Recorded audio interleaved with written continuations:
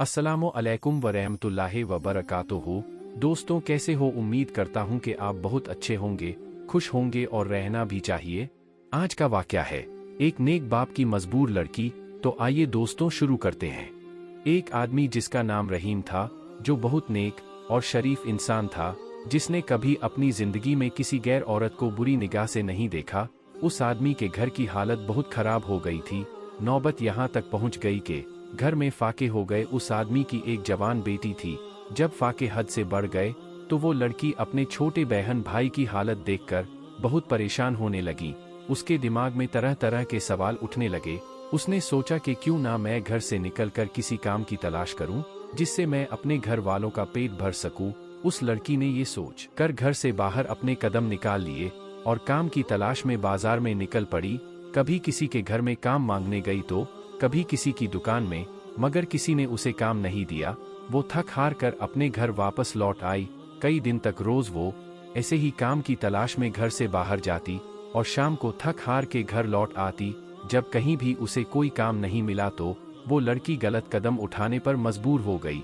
दिल में इरादा करके घर से निकली कि आज मैं अपना शरीर बेचूंगी और कुछ खाना खरीदूंगी। वो लड़की घर से बाजार जा पहुंची जिस्म बेचने। लड़की वहां गई और लोगों को अपनी तरफ आकर्षित करना शुरू कर दिया। वो लोगों को अपनी तरफ आकर्षित करने की कोशिश करती रही, लेकिन किसी ने भी उस पर ध्यान नहीं दिया। ध्यान तो दूर, किसी ने उसकी ओर निगाह तक उठाकर नहीं देखा। लोग आते और उसकी ओर नजर उठाए बिना निकल जाते। इसी तरह खड़े खड़े लड़की को शाम हो गई।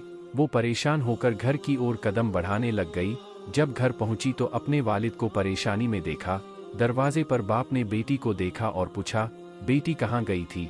लड़की अपने वालिद की बात सुनकर उनके पैरों में गिरकर रोने लगी और माफी मांगने लगी। और फिर रो रो कर सारा माजरा बयान किया कि अब्बा हुजूर, मुझसे अपने भूख से बिलखते हुए भाई बहन की हालत देखी नहीं गई और मैं मजबूर होकर जिस्म बेचने गई थी, लेकिन एक भी आदमी ने भी मेरी तरफ नजर तक उठाकर नहीं देखा। पूरी बात सुनने के बाद बाप ने अपनी बेटी से कहा कि बेटा, तुम्हारे बाबा ने आज तक कभी किसी गैर औरत को आंख उठाकर नहीं देखा, तो ये कैसे हो सकता था कि कोई तुम्हें नजर उठाकर देखता? दोस्तों, इसलिए अपनी गंदी निगाह किसी औरत पर मत डालो, क्योंकि नजर गर्म बीज होता है। जैसा बोओगे कल को वैसा ही पाओगे। आज आप अपने आप को खबरदार करेंगे तो कल आपकी औलाद भी महफूज रहेगी।